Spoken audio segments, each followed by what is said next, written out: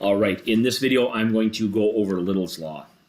So Little's Law is the rule that tells us WIP, throughput, and lead time and their relationship. So we can visualize it using a triangle like this.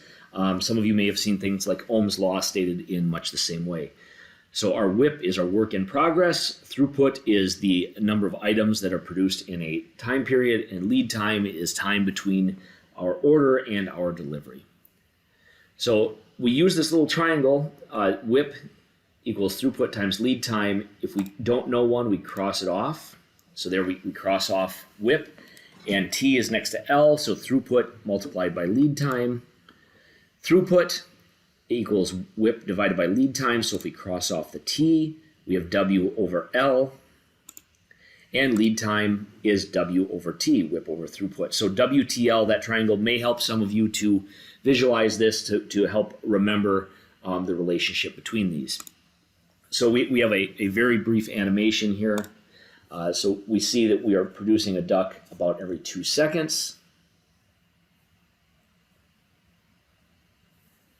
And at the end of our 10 seconds here, we have produced 5 ducks. Our throughput, again, the number of items produced in a time period. 5 ducks produced in 10 seconds. 5 ducks in 10 seconds equals 0.5 ducks per second. Our lead time is the time from order to delivery. So from when I started the simulation, we had a 10-second lead time. That got us our 5th duck. The other 4 ducks were already in process. So duck number 5 took 10 seconds to be delivered. Our lead time is 10 seconds.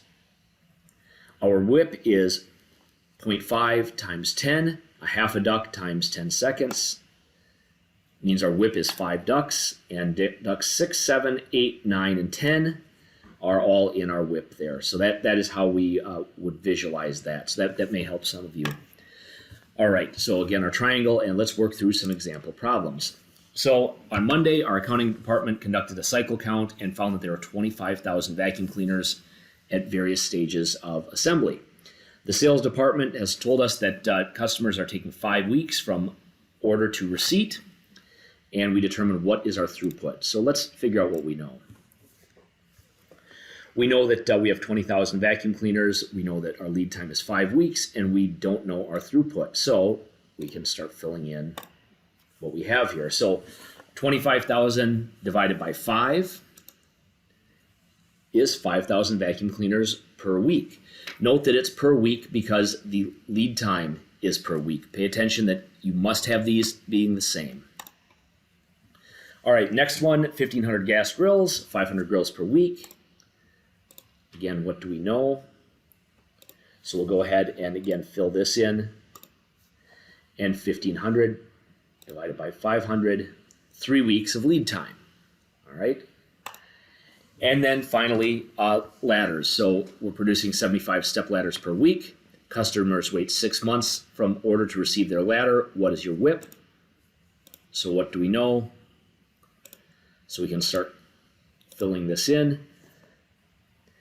And hopefully you notice that we're talking weeks and months. So before we calculate that, we need to ensure that we are using the same units here. So we'll assume 4 weeks per month. If this is on a quiz or exam problems, you will know what the conversion is. A month could be 28 days or 4 weeks or 30 days. A week could be 5 days or 7 days, depending for work week or calendar week.